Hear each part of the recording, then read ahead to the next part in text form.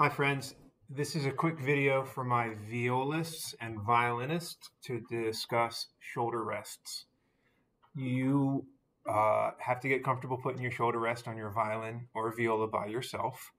And there are two basic styles that we have in school. The first is to have a blue sponge, or sometimes there are a gray or a black sponge. The color of the sponge doesn't really matter too much. And it's just held on with rubber bands. So you can take your two rubber bands, go from the corner to the button on each side, and make a little V on the violin or viola. And then the sponge will go under the rubber bands on the backside of the violin or viola.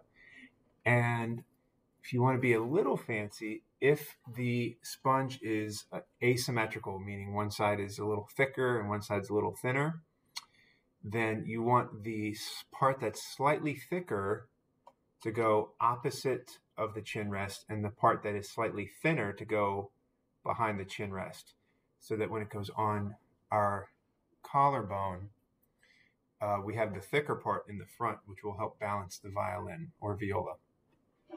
The other style we have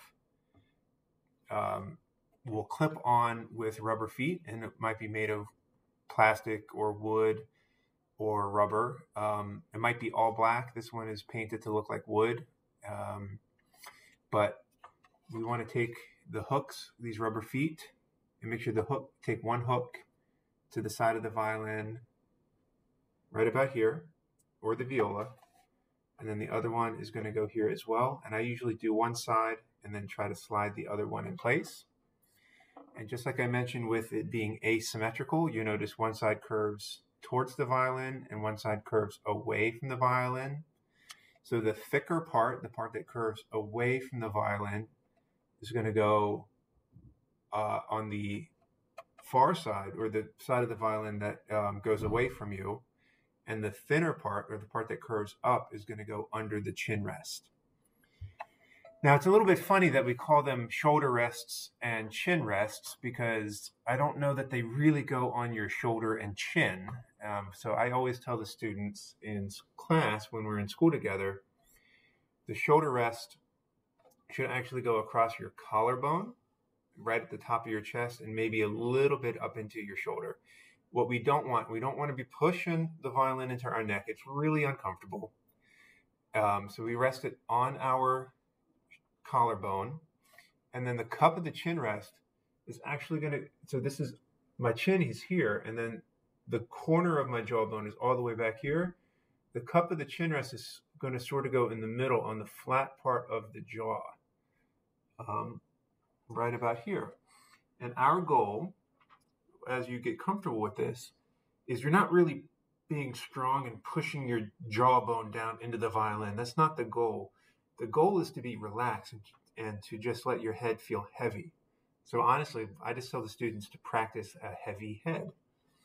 And if you can get your heavy head, then the violin or the viola will stay in playing position without you holding it. And if you'll notice, it's not going completely sideways out of the, like I said, it's not on top of my shoulder, but it's also not coming out of my chest in the middle. We want that. That's why I like thinking about where my collarbone is. Okay.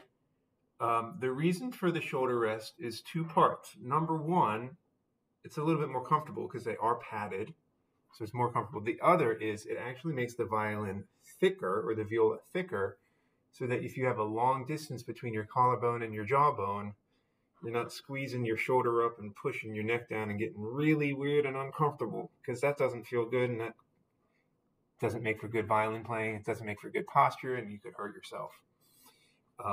So like I'm tall, and I know I have a really long neck, so I have my shoulder rest adjusted to be taller than maybe some other students do, just because I have a lot of space here that needs to get filled in. Okay.